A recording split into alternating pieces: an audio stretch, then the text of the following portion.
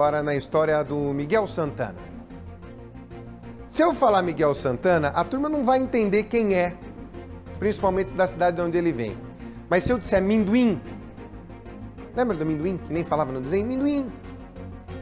É assim que ele era conhecido pelos amigos, era funcionário público de Quitandinha. Ele morreu depois de fugir de uma clínica de reabilitação em Mandirituba. Ele estava lutando contra uma doença muito séria, que é o alcoolismo. Às vezes a gente não se dá conta, mas é. Problema com álcool. E ele foi por conta própria, se internou para tratar a doença. O seu Miguel desapareceu desse local na madrugada do dia 14 de abril de 2022. Então, se a gente for pôr na ponta do lápis aí, são quase 10 meses. Quase. Bom, segundo a família, a clínica não avisou ninguém quando ele sumiu, quando ele desapareceu. Quase um mês depois, mais precisamente no dia 12 de maio, o corpo dele é encontrado em uma área de mata. Essa área de mata, mais ou menos a uns 3 quilômetros da clínica. A família tem uma certeza, que é triste, mas é uma certeza. É o corpo dele. No mesmo local que o corpo foi encontrado, a família também achou roupas, achou relógio e até a aliança do Minduim. Mas o rosto dele estava muito machucado, desfigurado. Já estava no estado de decomposição muito avançado.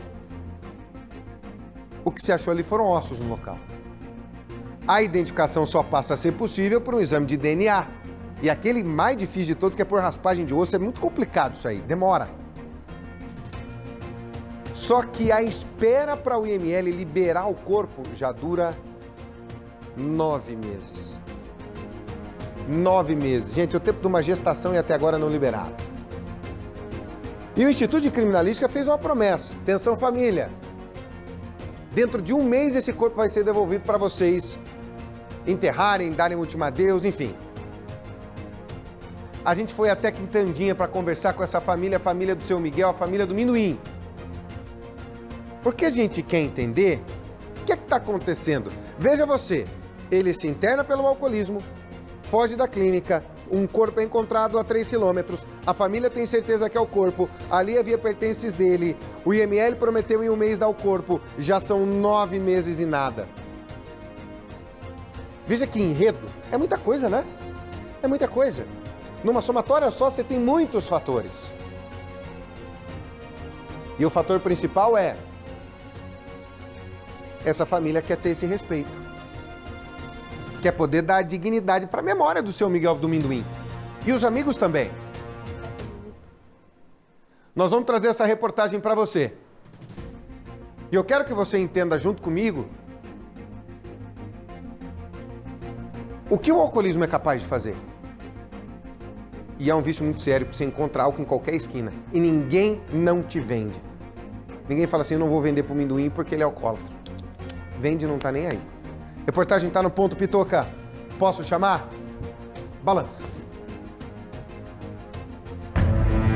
O balanço geral pegou a estrada em direção ao município de Quitandinha, a 66 quilômetros da capital paranaense. Aqui, uma família parou no tempo. No exato momento em que o corpo do pai e marido foi encontrado em uma área de mata. É uma situação que não sai da minha cabeça. Tem noites que eu perco o sono, fico pensando, porque é complicado. Eu estou tocando a minha vida porque eu preciso trabalhar, né? Não posso, abandonar meu serviço, mas é bem complicado. Não sai da minha cabeça. Enquanto eu não conseguir liberar ele lá e fazer o enterro digno que ele merece, eu não vou conseguir nem continuar minha vida como tem que ser. O funcionário público da Prefeitura de Quitandinha, Miguel Santana, de 52 anos, era dependente de álcool. Minduim, como era conhecido, decidiu se internar em uma comunidade terapêutica do município vizinho de Mandirituba. O tratamento dura 9 meses. Para ele, foram apenas 3 dias.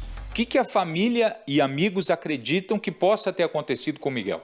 Bom, até então eles não deram parecer nenhum, resposta nenhuma. Você tem alguma marca de violência, você não tem, então fica uma incógnita, né? Pode ter sido que ele possa ter tido uma morte natural, uma morte, né, devido à abstinência do álcool, onde ele saiu meio desorientado, mas isso aí a gente deixa para a polícia, né? A gente só quer que a polícia investigue. Nós não estamos julgando ninguém, nem dizendo que foi isso, foi aquilo.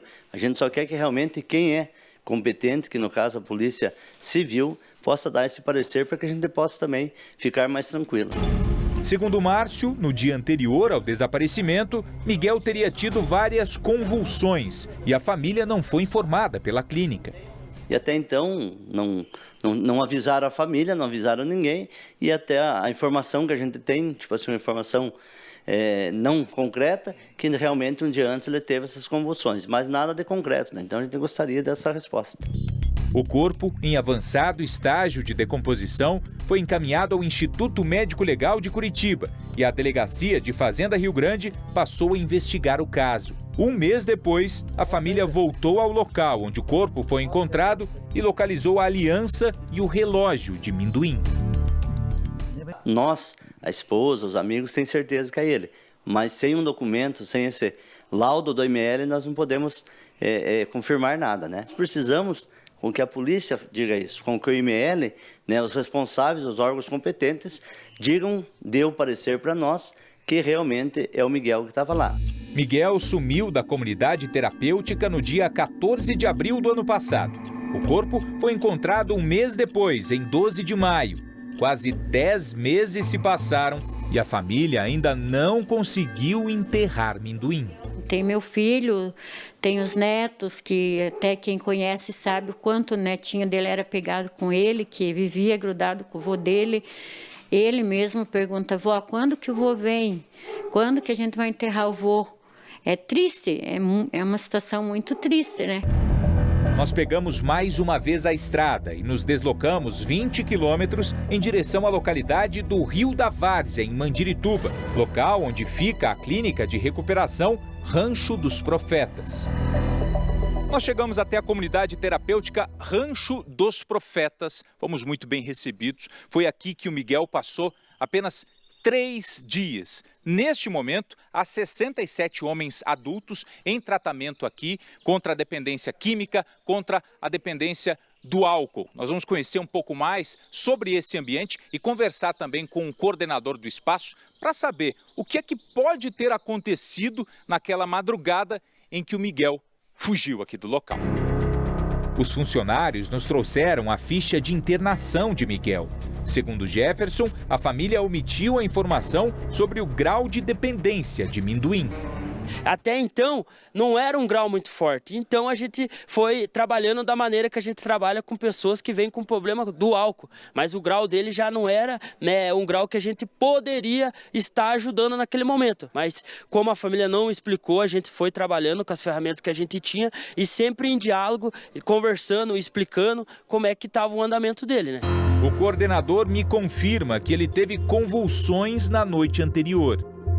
De noite aí acontecendo algumas crises e junto com profissionais que a gente tem aí, né, técnico de enfermagem, tudo isso, a questão de estar olhando pressão, o grau dele estava tão forte que veio acontecer esse fato aí, né? Segundo os funcionários, não havia câmeras de monitoramento na clínica. Esta aqui teria sido instalada após o incidente. Miguel teria percorrido cerca de 2 quilômetros a pé em uma noite de frio e de chuva. De acordo com testemunhas, no seu trajeto de fuga, o Miguel parou em um bar que fica naquela direção, ingeriu bebida alcoólica e foi nesse ponto que o trajeto dele terminou. Ele teria pedido ajuda para voltar a Quitandinha naquela residência. A proprietária teria oferecido a ele uma camiseta. Quando entrou na casa e voltou, ele já tinha ido embora. Seguiu aquela direção. Na altura daqueles pinos, foi onde o corpo dele foi encontrado, quase um mês depois. Então, espero que, a primeira coisa que eu quero é que liberem ele do IML para eu poder fazer um enterro digno para ele, como ele merece, que os amigos, a gente possa se despedir dele e depois que a polícia faça alguma coisa, porque eu acho que é um direito e eu preciso que alguém investigue isso.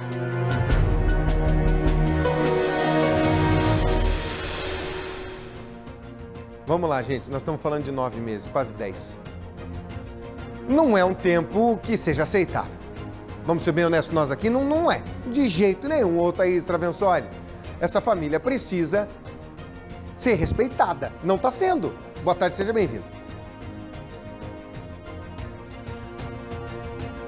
Riva, com certeza a palavra certa que você usou para essa reportagem é respeito. Essa família não está sendo respeitada. Como é que a gente vai dar alguma resposta, não apenas para essa família, né, mas eu também acredito para outros moradores da região de Quitandinha, ou melhor, para todos os moradores que precisam em algum momento do serviço do IML. Como é que a gente vai explicar que há 9 meses eles estão esperando para poder fazer a despedida do seu Miguel, desse homem de 52 anos de idade? Nós fizemos contato, Riva, com a Secretaria de Segurança Pública do Paraná. Inclusive, estou aqui atualizando com a nossa produção e a última informação que veio é a de que eles precisam de mais tempo para poder conseguir as informações. Essa é a resposta que a nossa produção do Balanço Geral recebeu. Mas a gente esperava outro tipo, né? Se não vem uma nota, outro tipo de informação. Mais informação para conseguir dar uma resposta, Riva? Que tipo de resposta será que a gente vai receber, então? Quanto mais tempo? A gente vai continuar em cima desse caso, cobrando. Acredito que nas próximas horas, sim, o pessoal da Secretaria de Segurança Pública do Paraná vai encaminhar para a gente alguma resposta, mas se eles precisam de mais tempo, que não seja aí mais semanas, mais dias, para conseguir dar uma resposta para essa família de Quitandinha. Tem 2 pontos, então, para a gente avaliar, eu acredito, nessa história, nesse caso. A demora, claro, do IML para que essa família de imediato possa fazer a despedida e ser respeitada, como você disse, Riva. Mas outro ponto é a do internamento. Eu não sei se vocês no estúdio, através também das imagens, assistindo a reportagem mais completa, conseguiram entender, mas não ficou claro para mim, Riva, essa parte. Eu estava ouvindo aqui o tempo todo a reportagem, como que ele vai ficar numa clínica para internamento, some, a clínica não avisa a família, a clínica em algum momento avisou a família, ou a clínica simplesmente, quando que se deu conta que ele não estava mais nessa clínica? Vocês conseguiram entender? Eu não entendi quando que a clínica deu conta que ele não estava mais naquele ambiente. Isso é muito grave. Como é que a pessoa é levada lá para um tratamento e simplesmente some e ninguém sabe o que aconteceu com esse homem? E uma outra coisa me chamou a atenção, então vamos lá, você que está chegando agora. No meio de nós aqui é o seu Amendoim. Ele se internou para tratar alcoolismo numa clínica, certo? Ele some dessa clínica. O corpo dele é encontrado a 3 quilômetros da clínica. A família identificou pelas vestes, pela aliança e tudo mais. Quando acharam o corpo um mês depois, já estava em estágio de decomposição avançada, já não dava muito para identificar, mas pelas vestes e tudo mais e pela aliança identificaram. Há 9 meses o IML está com esse corpo, quase 10. E a família quer dar um último adeus. Olha que loucura. Mas a Thaís falou uma coisa certa. A clínica não sabia nem qual era o índice dele de alcoolemia, de alcoolismo. 2, ele teve convulsão. Ele passou mal, ninguém chamou ninguém. Não chamou um enfermeiro, não chamou um bombeiro, não chamou o SAMU, não chamou um hospital, nada. E 3, ele foge. Fugiu. Foi mais ou menos assim, né, Thaís? A resposta que a gente percebeu, né? Ele fugiu aqui no meio do mato. Uai! Isso que tá esquisito e você relatou bem, viu, Thaís? Isso que eu entendi. Exatamente isso que eu entendi na reportagem, Riva. Ele fugiu. Como assim? A partir do momento que tem um internamento, que tem um acerto com uma clínica, você está levando uma pessoa que tem dependência, mas a gente não sabia o grau. Então, assim, não ficou claro essa parte de dizer que a família omitiu a informação. Imagina-se que numa clínica, quando a pessoa está ali internada para fazer um tratamento, percebe o comportamento dele também. Tem muita coisa estranha nessa história. Ainda as peças não estão encaixando quando a gente começa a falar dessa história e tentar entender essa história. Para mim não está claro a parte da clínica. Como é que ele vai parar nessa clínica, foge e agora ainda tem a situação da família, então, dele ficar na clínica, dele fugir, aceitar a versão da clínica tá difícil para a família, ele ser encontrado morto E agora, a terceira coisa, ainda não poder, e a mais importante nesse ponto, não poder fazer a despedida. Então vamos lá, que nós temos um problema sério. A parte da clínica. Não identificaram o grau de alcoolismo que ele tinha, nem nada disso, o que se esperava, às vezes nem a família sabia, e tem o desaparecimento. 2, doutora, aí vem um problema também que é bastante grave. Quase 10 meses para fazer a entrega de um corpo, isso não fecha, né? Não é, vamos ser bem honestos, não é digno com as pessoas, né? Não tem um respeito com essa família, doutora, isso já devia ter sido entregue. Sim, primeiro que trata-se de uma comunidade terapêutica, que tem menos recursos do que uma clínica, que um hospital. Então, naquele momento em que ele passou mal, a gente sabe que lá não vai ter um médico, vai ter uma técnica de enfermagem, como foi informado ali, teria que ter sido levado para algum outro local para que ele fosse atendido nessa convulsão relatada. Um atendimento correto. Exatamente, ter sido chamado SAMU, ter sido encaminhado para um hospital, ter sido tratado. Esse é aparentemente não foi disso que ele morreu, mas teria que ter sido feito esse atendimento. Contornaram essa primeira situação. Mas a gente não sabia o grau de alcoolismo dele. Ok, se você não estava preparado para o serviço, chamasse a família e disse assim, olha, precisamos que você receba novamente o seu parente, porque nós não temos condição de tratar isto. Poderia ser uma surpresa, não é o relato da família que vai informar, e sim a própria reação. Aparentemente ele entra numa crise de abstinência, tanto que ele caminha até um bar. É o primeiro lugar que ele vai, ao bar. O primeiro lugar que ele vai até um bar, por quê? Porque ele está em crise de abstinência, né? Claro, a partir do momento que a clínica percebeu que ele não estava lá, tinha que fazer 2 comunicações. A polícia, porque é um desaparecido, e a família, né? Isso aí. Essas 2 comunicações são imediatas, até para salvaguardar a integridade física desse paciente e para ter essa comunicação familiar, o que não foi feito. Então sabe-se que ele passou por um bar, por uma outra residência, e que a 1 quilômetro e pouco dali foi encontrado um corpo. Esse corpo, quando foi encontrado, já não estava em condições de fazer a identificação pelas digitais. Não se confia na identificação visual há muito tempo. Ela não é o suficiente, até porque já vimos pessoas reconhecendo a pessoa errada. Né? Isso já aconteceu no nosso passado. Então, se já não havia condições de fazer pela digital, então passa-se a DNA. E agora sim vem a necessidade de uma explicação, porque esse tempo todo houve dificuldade na coleta do material genético dele, ou dificuldade de coleta de um familiar. O que aconteceu nesse momento? Ou faltam insumos? E aí é muito grave. Então, faltam insumos para que se faça, que a gente tem, todos os reagentes têm que ser utilizados para fazer isso. Então, isso está faltando?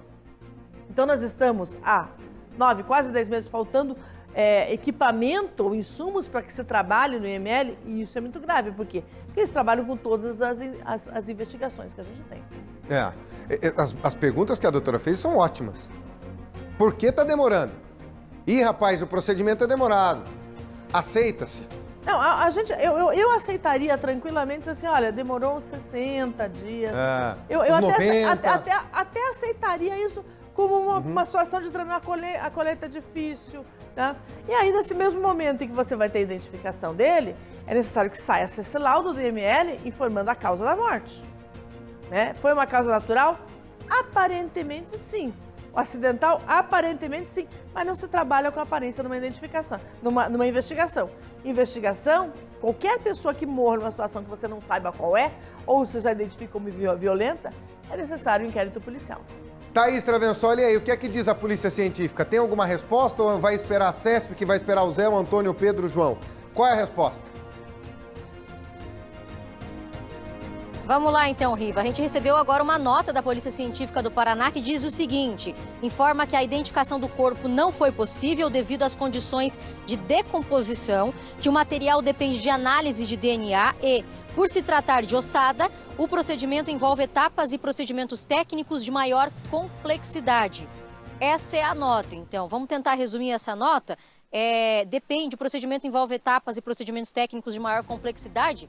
Mas 9 meses, eu tenho certeza que quem está assistindo também está achando estranho. 9 meses é muito tempo, né, Riva? E se falando do luto, imagina que essa família, já pelas características, né, o fato de ser encontrada aliança, enfim, para a família, é sim o seu Miguel, Agora tem essa fase do luto e depois, quando realmente faz a despedida, quando tem a certeza que foi sepultado, vem outra fase de luto. Nós já fizemos reportagem assim, eu fiz um caso de um rapaz, se eu não me engano, de 3, 4 meses, a família estava aguardando também a liberação do IML. Foi um sofrimento enorme. Agora imagina 9 meses para daí fazer a despedida e viver outra fase de luto.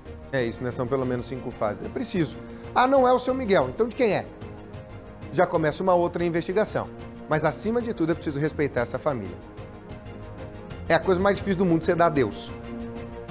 Mas é preciso que esse adeus seja dado para você conseguir dar o próximo passo. Essa família está parada lá no passo de trás. Precisa, né? Rápido. Rápido. Uma resposta. E o IML do Estado do Paraná tem toda a competência, a Polícia Científica também para isso, né? Sim, sabemos disso, mas e que prazo é esse? Também era importante dizer assim, olha, gente, demora um ano. Ok, fale que demora um ano. Fale que demora 10 meses, fale que demora 3 meses. As pessoas trabalham melhor no seu psicológico com prazos. Isso. Agora, qualquer dia fica difícil, exatamente como a Thaís falou, para que o luto se processe de uma forma natural. É isso, né? Dê resposta só.